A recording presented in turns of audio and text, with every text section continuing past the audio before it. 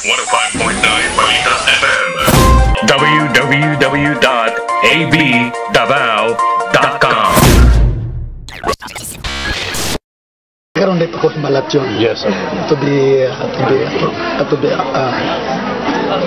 Pero mamatay mga tao. Pwede rin maigo ko sa bala o mamatay sa sakit. It doesn't matter. Ang pinaka-importante, matigulang o mabata, mamatay man sa dili, basta magpadayan kita tungod kay nga itong kausa. Just makatarong ano. Habang ang kausa sa pikas para maglaging, para magmina, para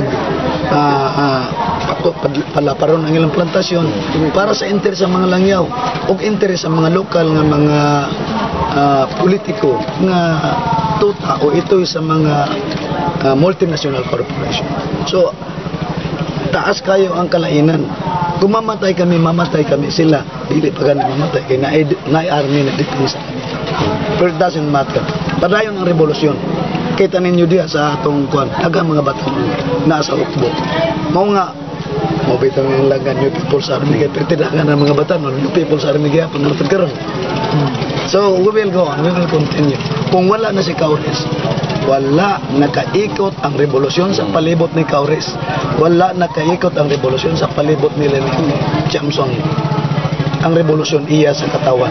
Maulaw kami mga tigulang, maulaw nga muangkon nga ang revolusyon nagabante tungod sa among matigulang. Nagabante ang revolusyon tungod kay naay bisis nga moabante. Gusto sa katawan o kabaguhan.